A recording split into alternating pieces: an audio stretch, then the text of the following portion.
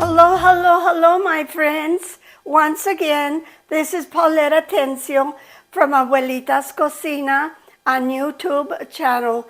Please forgive me. I was out of commission for a little while, and so we were not able to do a few of the videos for Thanksgiving, and for that I apologize. But hopefully we're back on track and we will try to catch up, okay? I have really missed you, and I hope that you will enjoy this evening with me. This evening, I'm going to be teaching you how to make the traditional Biscochitos. It is the New Mexico State cookie, and I believe that it probably is already like 400 years old. The recipe that I'm going to be using today, and I really don't know how old it is, but I know that my grandmother, mi abuelita Quintana, she used to make these Biscochitos. And remember that they didn't even have cookie cutters at that time. They would use a lid from a jar, or they would make a cut, a circle, and then with a knife they would make the designs, kind of to represent like the lily, like a flower. And they would do that in reverence to Saint Joseph when he was going with Mary, with our Blessed Mother, and they could not find accommodations at any inn. And so the Biscochito goes hand in hand with the birth of the newborn king. And again, my recipe for today is Biscochitos. And I am going to start with 3 cups of lard and my good old faithful my KitchenAid. It's still going strong.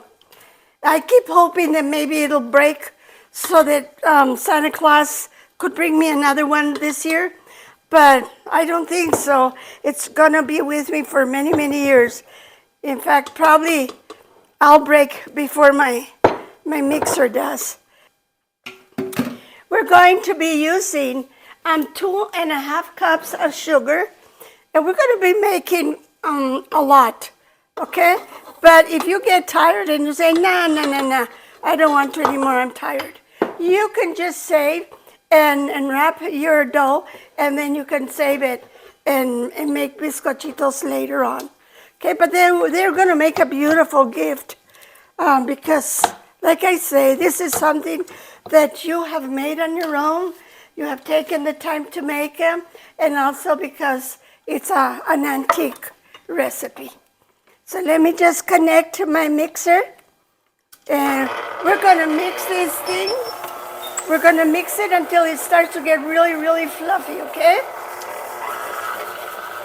And in the meantime, you can do something else. What I have done is I have prepared everything that I needed for my Biscochitos. I already have it measured, and it's going to be ready to go. And you're going to find, well, I'll just wait until we get to it. It's going to be a surprise. I don't think that you have ever heard of this type of Biscochitos taking some milk, but this one does.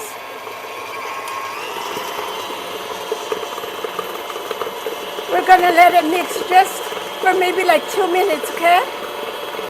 Okay, my friends, the next thing that I'm going to do is I'm going to be adding 3 whole eggs to this recipe. And we're going to keep beating. And we're going to do it until it is so fluffy. It's going to get layered.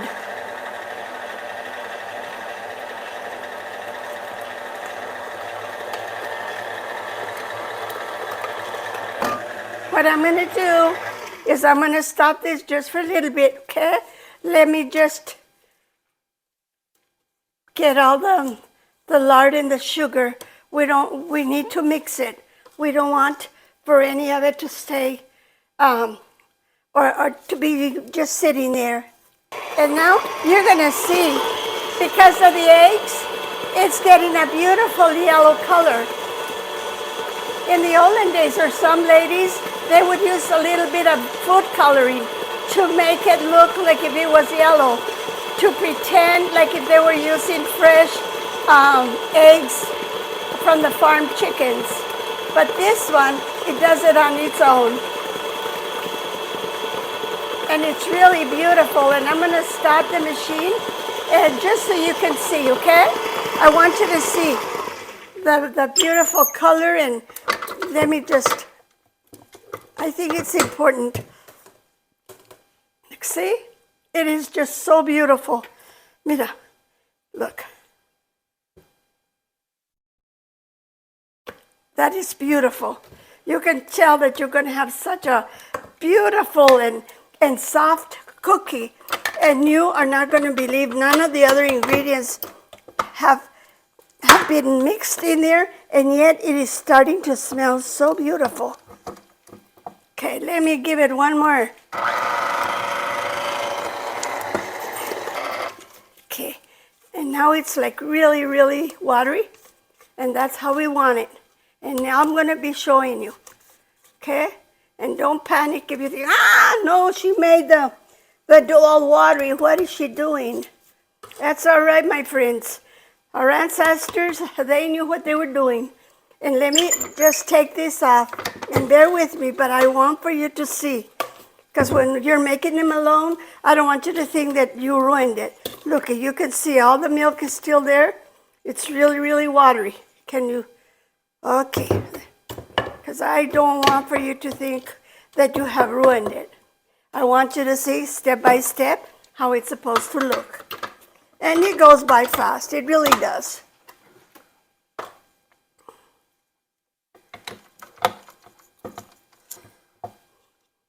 I made these Biscochitos one time at Chama.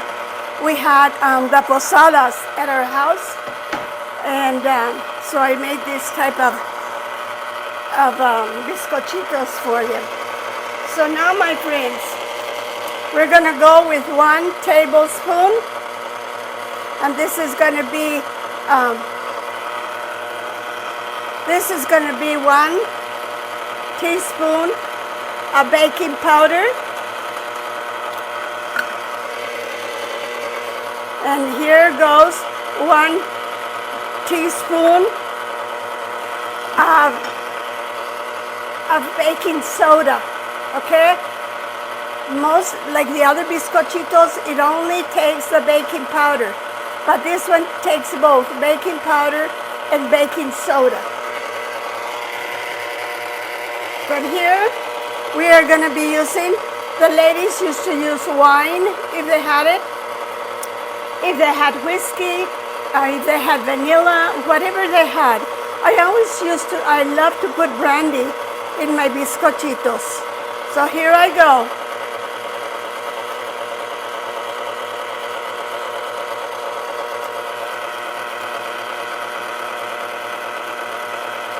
And this was just 1 tablespoon. What we are going to do now, we're just going to mix all those ingredients together.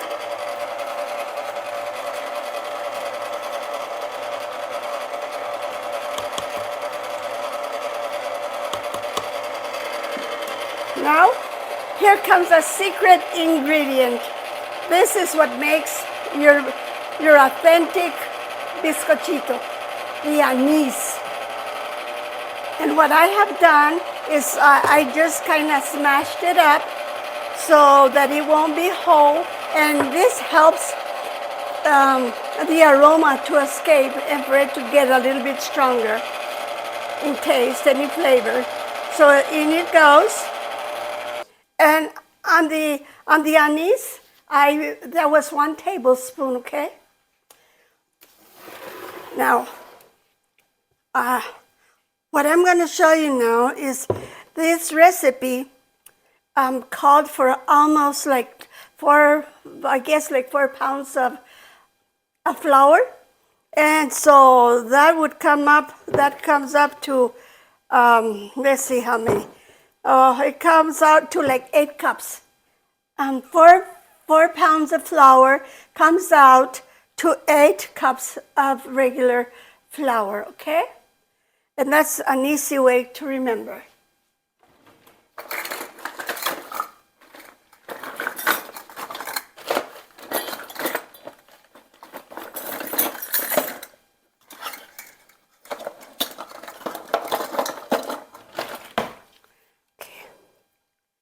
And this one, you're just going to do it very slowly. You don't have to add it all at once, okay?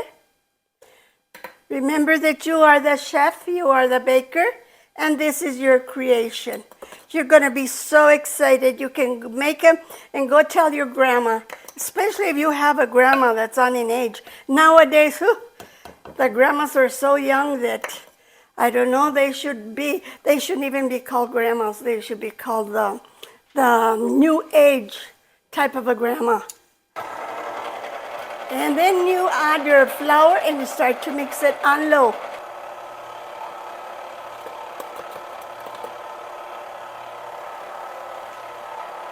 And it's still soft.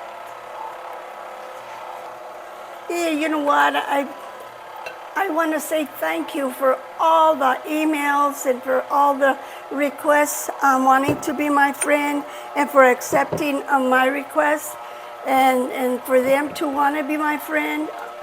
That is really, really kind of all of you. You don't know how much I appreciate it. And I am so sorry that there for a while I couldn't do anything because my computer was not working. But I hope that we can continue to make contact. And if there's a recipe or something that you want to learn how to prepare, please let me know. Because sometimes I'm just kind of guessing, and some of the things turn out to be not so popular, I guess. And so I don't get too many views. And so you are my students, and I just want to see you happy and to learn a recipe that you want to learn. We're going to stop over here, and I'm going to show you, okay? And this, it's still, let me show you. And we made a lot. And it's almost there, but not quite. Remember that this recipe, it could even take 4 to 5 pounds of flour. And so this one is going to take probably 1 more pound. That means 16 ounces, okay? 1 pound equals to 16 ounces. So that's how much we're going to be needing. Okay, it seems like we're going to be needing like maybe, I'm going to guess 16 ounces, okay? And that's another pound.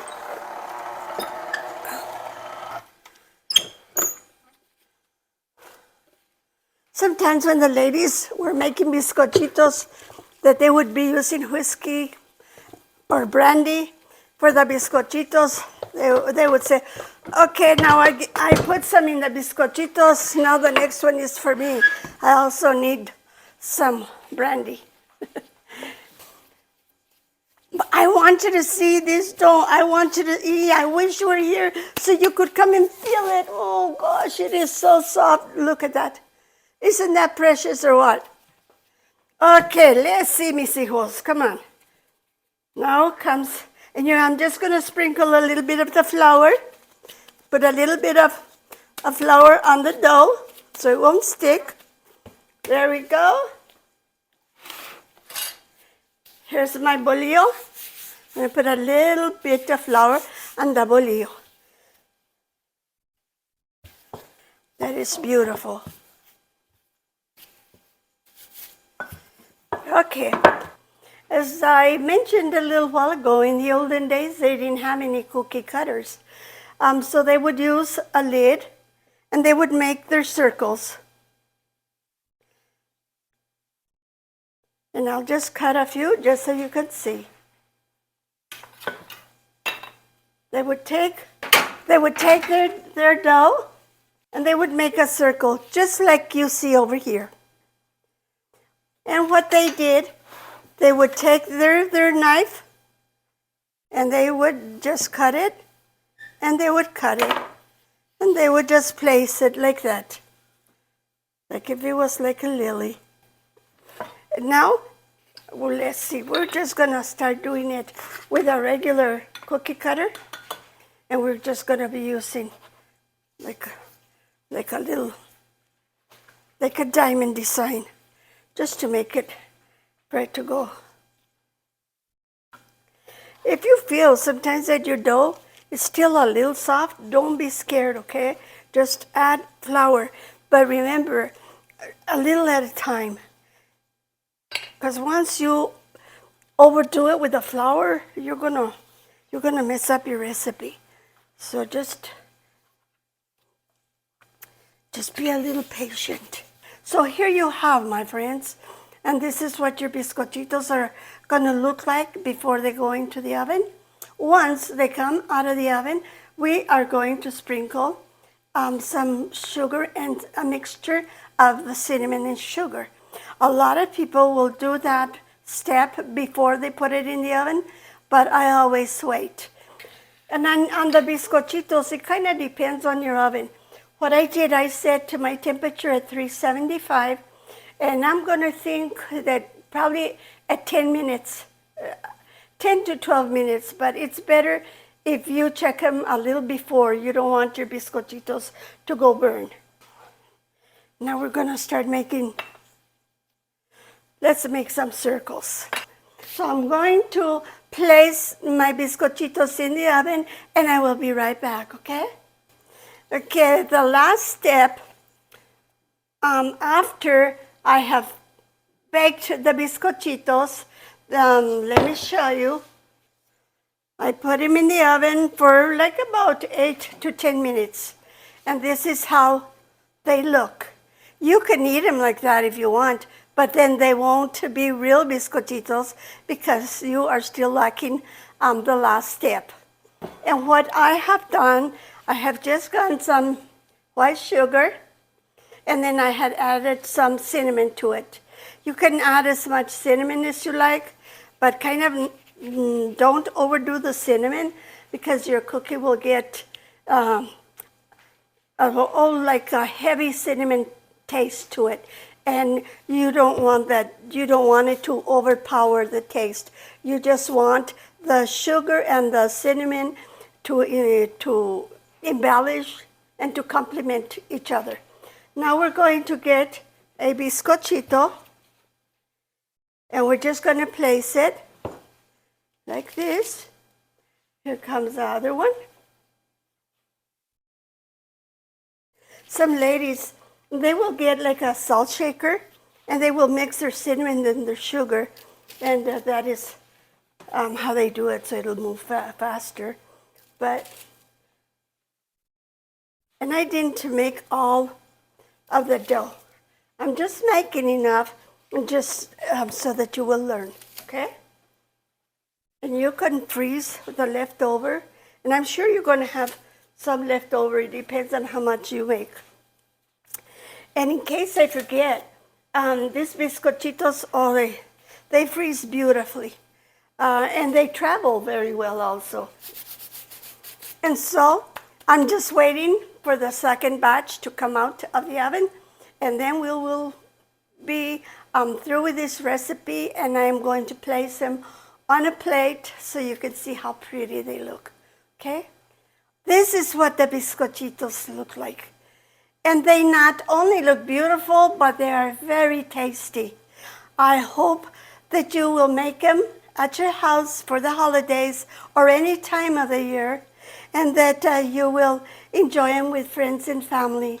May you have a really blessed holiday, in case I don't see you before then. But remember that we still have the Christmas posadas that we're going to be making, and we have quite a few really outstanding recipes for you. And please do not forget to subscribe, okay? And to share with your friends and with your family. And with this, I say to you, hasta otra vez, mis amigos. Until next time, my friends. Adios. Bye. from Abuelita's Cocina, Paulette Atencio on YouTube channel. Bye.